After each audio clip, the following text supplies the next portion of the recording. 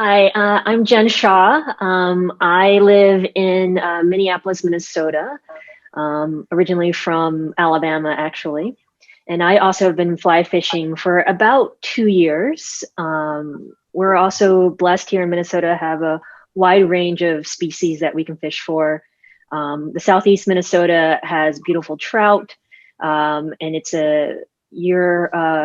open year-round fishery, so we can fish in the spring as well as the winter time. And in the summer, I actually do a lot of warm water fishing, so bass, pike, and the ever elusive muskie. And carp is also one of my favorite targets to fish for. And I'm really excited to meet everyone and share a little bit of knowledge. And one thing about Jenn too is she's also graciously is going to be co-hosting an August meeting as well, because that'll be on warm water fishing tips as well. So Jenn, just thank you, much appreciated. So once again, I'm Jenn Hsia, and I'm going to be talking about nymphing with a strike indicator, which I think is a really effective way to catch trout, since we all know that trout spend most of their time underneath the surface eating little nymphs that come off the ground, scuds and leeches, the vast majority of time. And as cool as it is to see topwater hits, that is not going to be the vast majority of time if you want to catch trout. So learning to be an effective trout angler by nymphing definitely will improve your effectiveness in catching trout. And a strike indicator, I think, is probably one of the most effective ways to nymph. And so one of the things that I remember when I first started fly fishing, you would hear this rule with a strike indicator: you should set it 1.5 to 2 times the depth of the water that you're fishing. So for instance, in this slide, if the water depth is approximately 3 feet, from the surface to the bottom, you would want to set your indicator about 4.5 to 6 feet above your last fly. I'll go to the next slide, Heather. But that is a very simplified way to look at things. And there's a couple of things that I remember when I was doing this that didn't make sense to me when I was hearing about that rule. Was, well, how do you know how deep your water is? And if you don't know how deep your water is, then how are you going to set your indicator?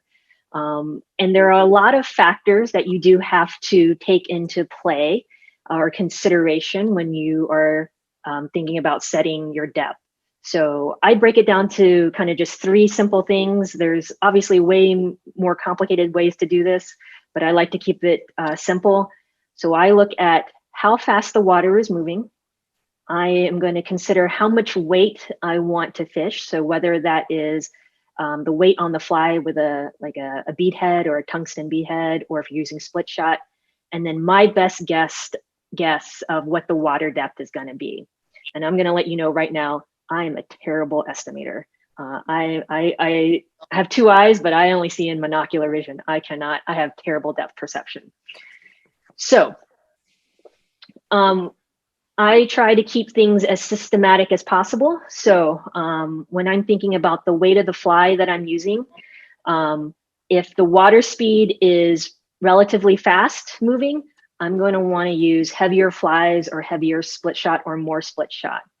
If the water speed is moving slower, I'm going to want to use lighter flies and lighter split shot. And that's because obviously the slower water speed is going to give your nymphs a little bit more time to get to depth than something that's moving super fast. And also, if the water speed is moving slower, that usually means the water is still. And just as An had mentioned before, when the water is still, the fish can see you a little better. So if you're plopping something down super heavy and it's making a ton of ripples on the surface, the fish may spook away because of that. So lighter flies, lighter weight will tend to give you a little bit of a softer presentation. So once I've come up to this piece of water that I want to fish, say I've never been there before, or the water is stained and I have no idea what the depth is because I can't see the bottom, or it's rained and now the depth has changed. I'm just going to make a best guess. And that can just literally be if I stand on the edge and it's to my shin, I'm going to guess that the water that I want to fish is probably going to be a little bit deeper than that. So if I feel the water depth is 4 feet, I'm going to pick a length from where my nymph is to where my indicator is. I'm going to try to do this right here. So here's my nymph right here, and then here's my indicator. I'm going to pick it a little bit shorter than what I actually think the depth is. So if I think the depth is 4 feet, I'll actually hedge it and start at 3 feet to be safe, because nobody wants to make their first cast and then snag and lose all their flies. That's the worst way to start. And so I will pick something that I think is just a little shorter than what I actually am guessing the depth to be. And I'll make about 3 or 4 casts out there. And if I don't get a bite or hook a fish, or if I don't see it tick bottom, so with strike indicators, you'll kind of know you're ticking bottom if you kind of see it bounce like this a little bit. Or if I literally get snagged, then I'll know I hit the bottom. And if I do that and I haven't gotten any indication that I'm close to the bottom, I'm going to go ahead and just move my strike indicator up 3 to 6 inches. So I'll go a little bit deeper, and I'm going to repeat this cycle. I'll throw it out, make 3 to 4 casts, and I will keep just going deeper and deeper incrementally on my strike indicator until I tick bottom or until I catch a fish. And then hopefully I catch a fish first before I hit the bottom, and then I will just keep it at that depth and keep fishing until I run out of fish. So let's say you do all of that and then you never tick bottom, or you never catch a fish. Then what's probably happening is that potentially your rig is too light. So if this is at the surface and the rig is your nymph is down here, and it's just floating along and it's above the fish, then it's too light sometimes. And so I will consider putting more weight on my line or my rig, especially if I see that my strike indicator is moving at the same speed or faster than the surface current. So basically, once you throw out your strike indicator, I'll pick a little white foamy thing or something on the surface to give it a relative distance. And if my indicator is moving at the same speed or faster than my foam spot, then I know that my nymph has not actually gotten to the bottom or to the proper depth. It's still riding a little too high or too close to the surface. I'll go up there. Come on up. You guys look great. All right. And so the reason why that is that it's about hydraulics. So the bottom of a stream or river is going to move slower than the surface. And that's because there's rocks and substrate on this bottom that actually slows down the current. So that's one thing I always keep in mind, is that the bottom is going to move a little slower. So I want to actually see my strike indicator actually start moving slower than the surface current. And then that gives me a sense of I'm getting close to the bottom where the fish or the trout typically reside. And so this may take me anywhere between 10 minutes to 30 minutes to figure out where I need to be and how much weight I need to be using. And I think the biggest thing that I learned was don't be afraid or reluctant to make changes in either the weight or the depth of your rig. I think it's very easy to kind of just get stuck doing the same thing over and over. And if you haven't caught or haven't done any, or things haven't changed in 10 minutes, you should definitely make a change, whether that's the weight or the depth, or you can change both. So don't be afraid to do that. I'll go to the next slide. So when we say fishing subsurface, we typically mean a nymph, and that basically is representing the immature stage of any aquatic insect. And like I said, that fly that you choose can be an unweighted fly, in which case you'll want to use some split shot.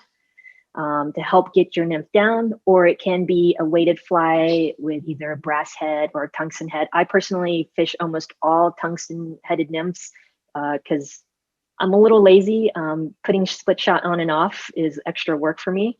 And it's easier and faster for me to change my nymph to something with a little bit bigger bead head than it is to put split shot on and off. All right. So this next section, I'm going to talk about something that's maybe a little bit more, I would say, intermediate in terms of rigging up. So when I first started fly fishing, even when I was using a strike indicator, I would typically use a tapered leader that we typically find, just a 9-foot tapered leader. This one is a 4X. But recently I've been experimenting with what I call a level leader. And what a level leader means is that piece of monofilament, whether it's fluorocarbon or nylon, basically the tippet section below the indicator, so this section right here, kind of right here, is basically level or the same diameter. And the advantage of that is that something that has the same diameter or level tippet will sink at the same rate along its entire length, whereas a tapered leader is going to actually sink slower because it's thicker at one section and then it goes thinner. So it has greater diameter and thicker tippet at one area, which will then be more influenced by the current, and it will also create drag. So I think this is an example. So the advantage of using a level leader such as this is that, one, it will get your fly down to depth at a quicker rate than a tapered leader. And so if you're fishing fast water or any water, getting your fly down into the strike zone the fastest will give you a longer drift and more chances to catch trout. The second reason I like a level leader is depending on the strike indicator that you're using. So I typically use a New Zealand strike indicator or a kind of a cork style indicator that has like a little loop there that you put the tippet through. And so it slides when I want to make adjustments to it like that. And a level leader will allow your indicator, if you're using this style, to actually slide much faster, and it doesn't put kinks in your line or that light wavy things that tend to happen. And I don't know if anyone's also used a tapered leader and they're on the thin section and they've been tossing it around and suddenly they had it set at 3 feet and then suddenly it's down like 2 feet away from the fly and you're wondering, why did my indicator move? It's because if it's along the thinner section, it doesn't have as much grab on the little loop here. So a level leader actually allows my indicator to stay in place and it slides more easily, which means it's just easier for me and quicker for me to adjust.